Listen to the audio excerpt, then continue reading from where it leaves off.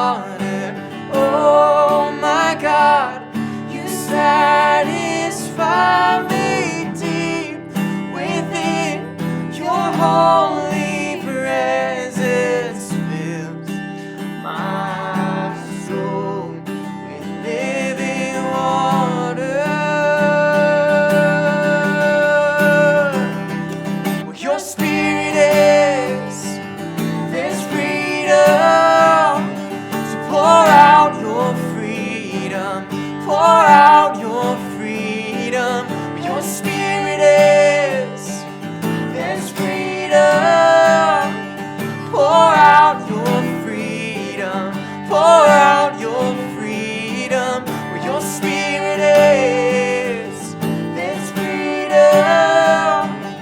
Pour out your freedom. Pour out your freedom. Where your spirit is, there's freedom. Pour out your freedom. Pour out your freedom.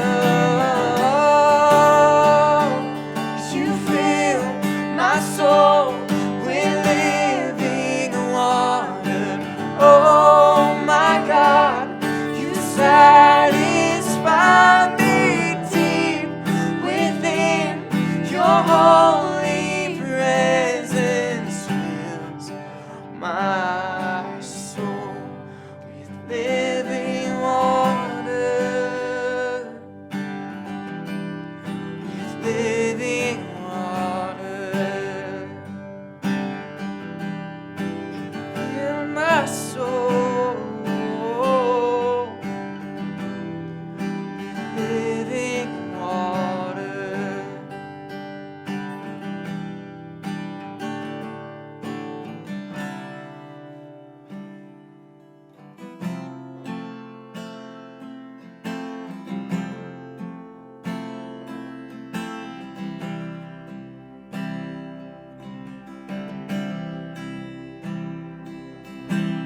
Louder now, the lies are getting louder than before.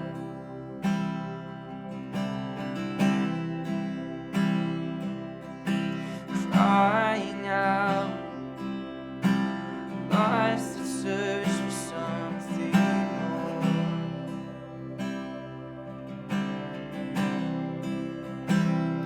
But I will trust the God who's ever faithful, always true.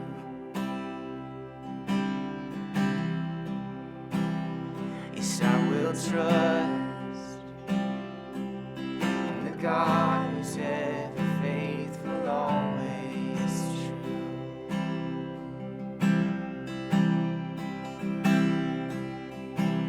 Frailty, I feel it all deep within my bones.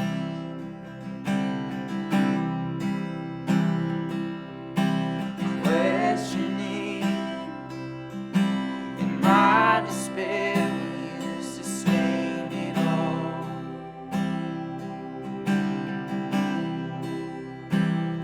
But I will trust the God who's ever faithful, always strong.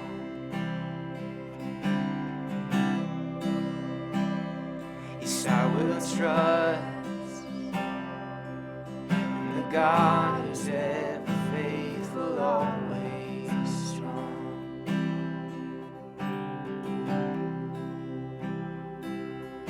So holy fire,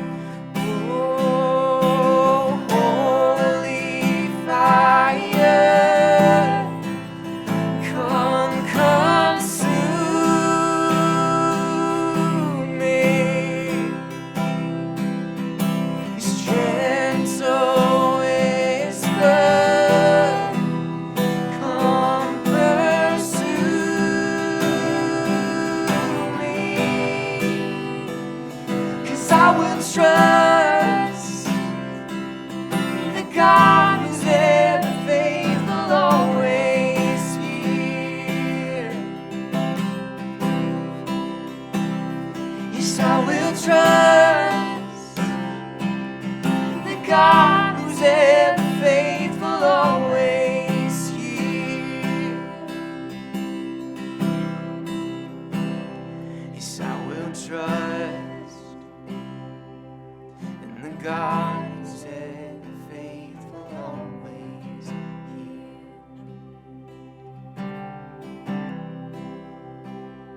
Yes, I will trust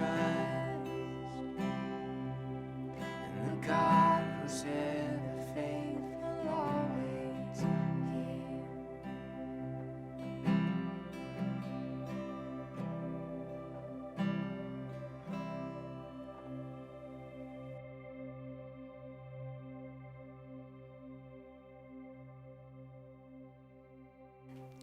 Hey friends, we are so glad to be with you guys again for another week of Youth Online. We so wish that we could be with you in person, but we are so thankful that we can still connect virtually and that we can still have our small groups and see each other, even if it's through a screen.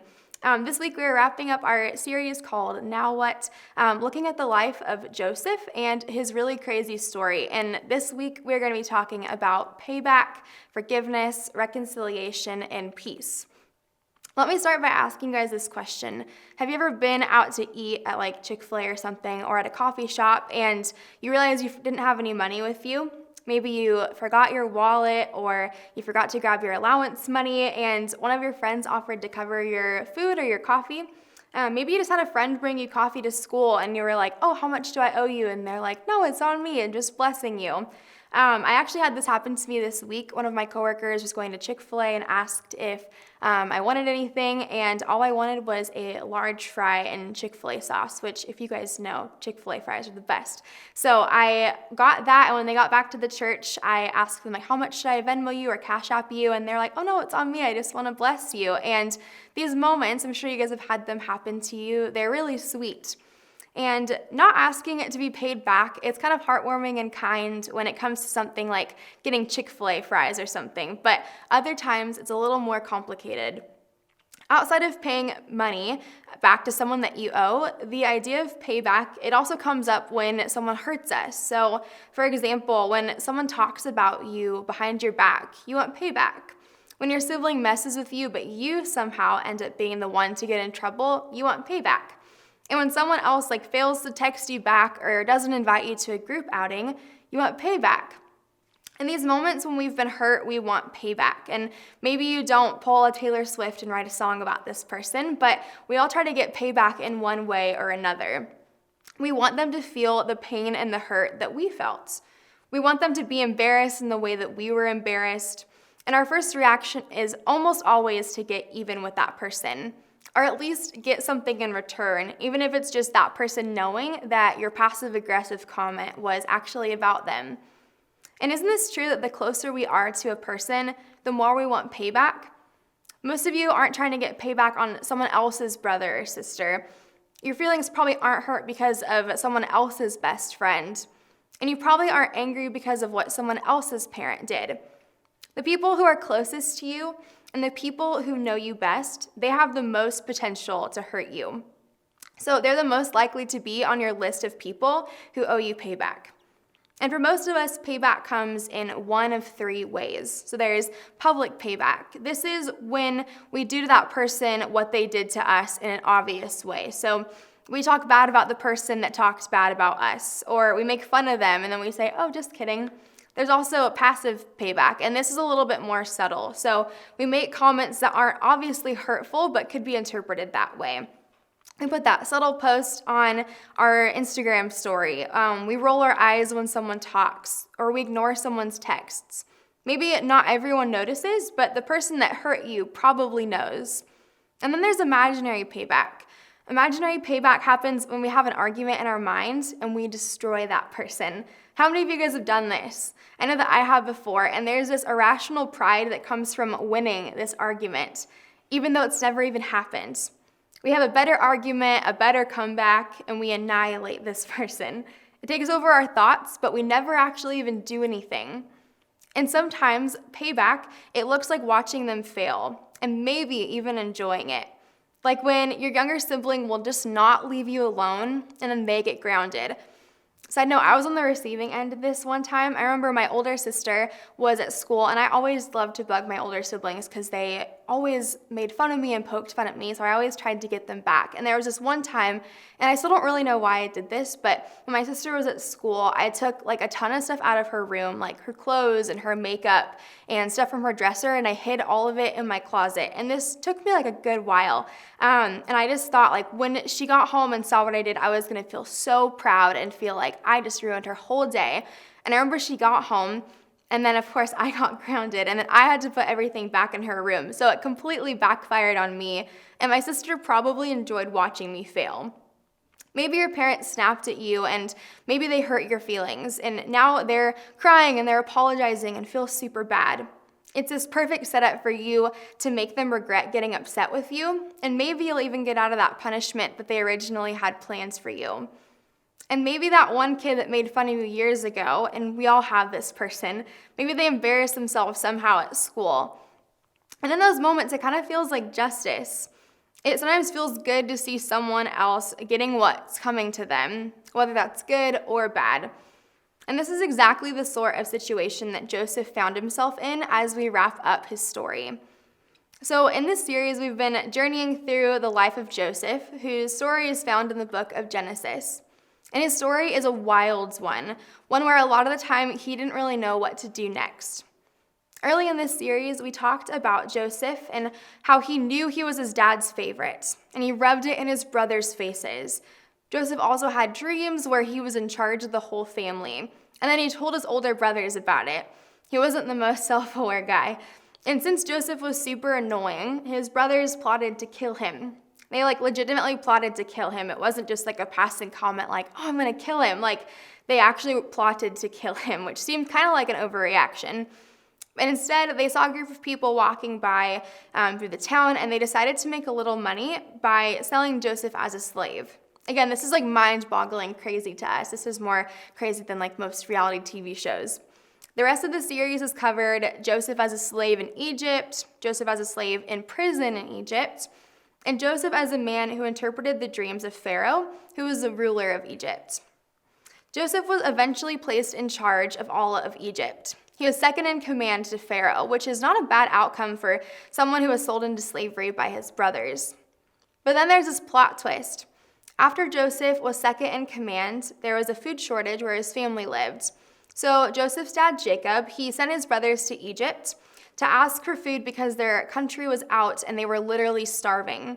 At this point in the story, Joseph's family, they thought that he was dead, so of course they weren't even thinking about the possibility of seeing Joseph when they get to Egypt to ask for food. When they arrived in Egypt and they saw Joseph, again, not knowing that it was him, this huge drama unfolded.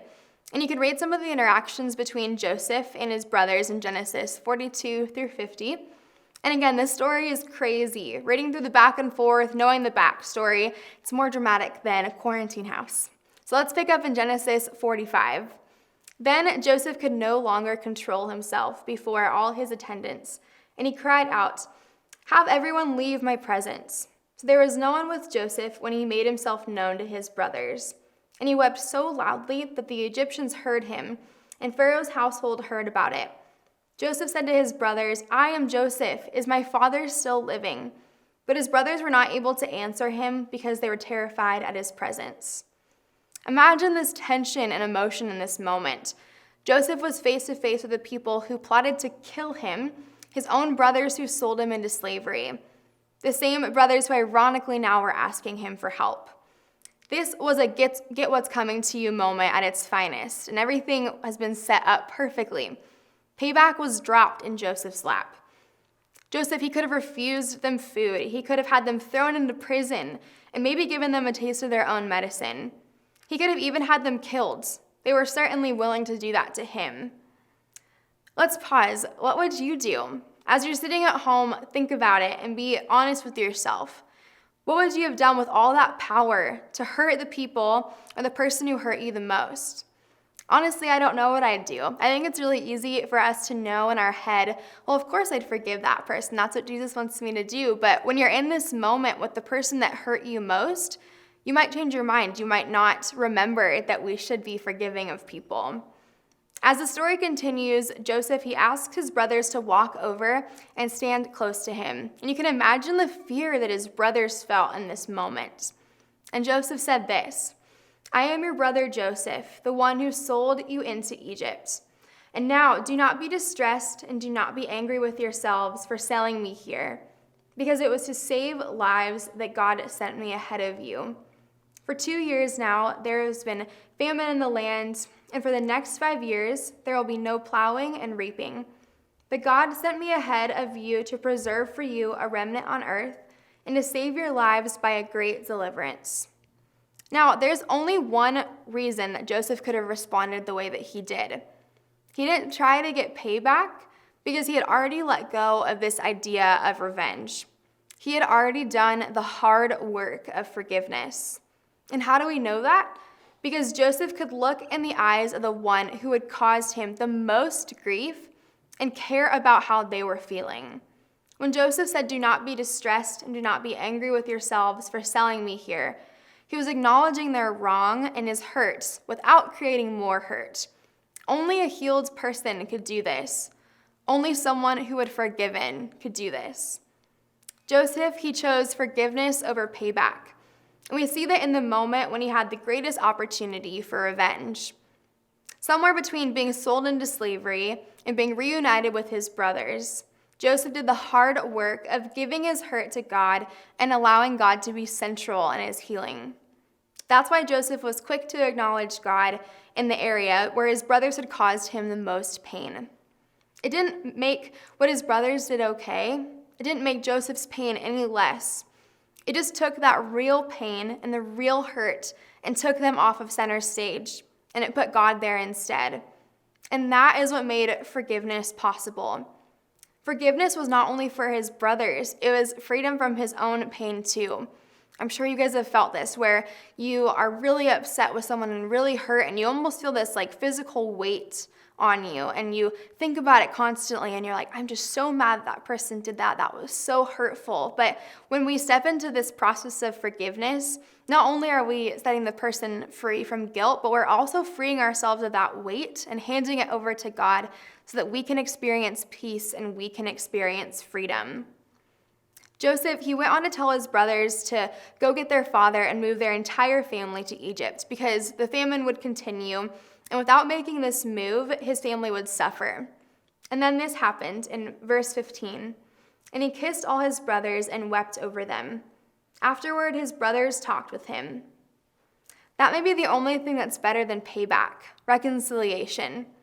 This is where we see God do the impossible in a relationship. He brings peace where there has only been hurt, all because of forgiveness. When it comes to other people hurting us, we have the opportunity to choose something better than payback. Here's a simple thing to remember. When you don't know what to do, pursue peace instead of payback. When you pursue peace, you fight for the relationship. In other words, you can fight to win and be right and make a point.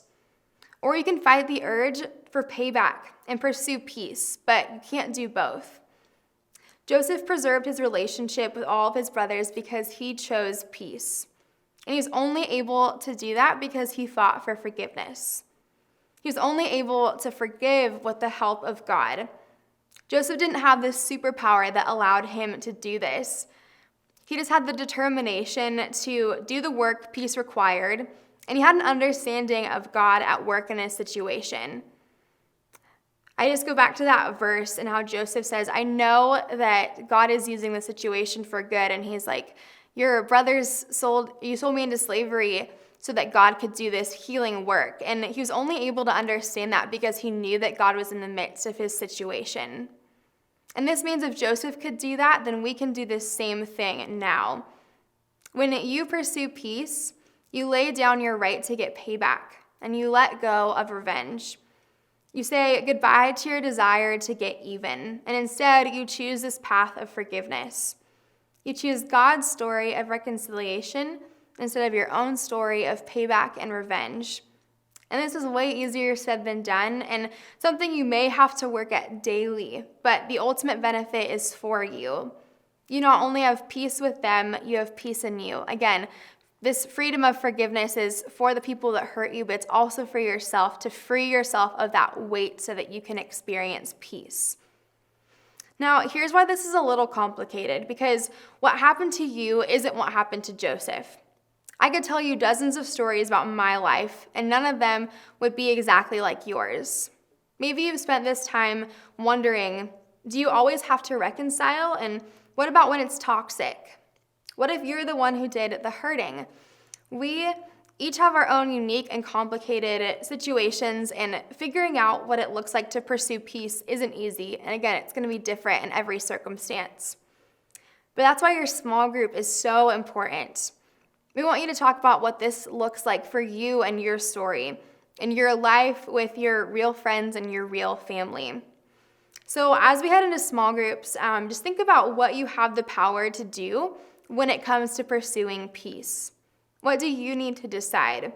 Who do you need to forgive? What offense do you need to bring to God? He can do incredible things in your story that you may not be able to imagine yet. So when you don't know what to do, pursue peace instead of payback. Something that I've found in my life that has been really helpful in this is when I feel like I've been hurt by someone or I'm frustrated about a situation, I go to God and I ask him, God, what do you think about that person? Even if this hurt is super deep and the road on forgiveness is a long one, asking God, what do you think about that person? It's in line with God's thinking. It's in line with God's character. And when you ask him to see people in the way that he does, he's super quick to respond and to walk with you as you take this journey of forgiveness and pursuing peace. Again, it might not be instantaneous. You're not going to ask God, what do you think about this person? And instantly all the pain and the hurt is going to go away. But when you ask God and when you invite him into this space, he begins to soften your heart and take that weight of hurt and pain from you and begins to give you peace. And you can walk on that road knowing that God is with you, knowing that he wants to bring you freedom. So we're going to head into small groups. And again, we just encourage you to bring your stories and your situations to your leaders. And again, pursuing peace is way better than pursuing payback. I'm going to pray and then we'll head into our small groups. Father, thank you that you are with us, that you are in our midst, and that when we ask you to be with us and to be with us in the process of forgiveness and reconciliation, it's so in line with your heart and with your character, and you want to walk with us. You have the power and the ability to bring us freedom and to bring us peace, and we know that taking that step and walking towards forgiveness brings so much peace and freedom. And we know that that is way better than pursuing payback. So we just pray, Father, this week that you would help us see the people that hurt us in the way that you do, that we would begin to see each other as your loved children, Father, and that we would walk into a space of peace and into a space of freedom this week. Thank you so much that you are with us in this time and that you love us so much, Jesus. We're so thankful for your presence, and we're so thankful for who you are. It's in your name. Amen. Hey, thanks so much for tuning in tonight. We're going to be moving into a time of small groups where you can unpack this message that Hannah just brought by discussing it with your peers and your small group leader. I also want to remind you, if you didn't catch it at the beginning of this, that next week is uniteyouth.us. That's going to be a time where we get together with a bunch of other churches for an online event.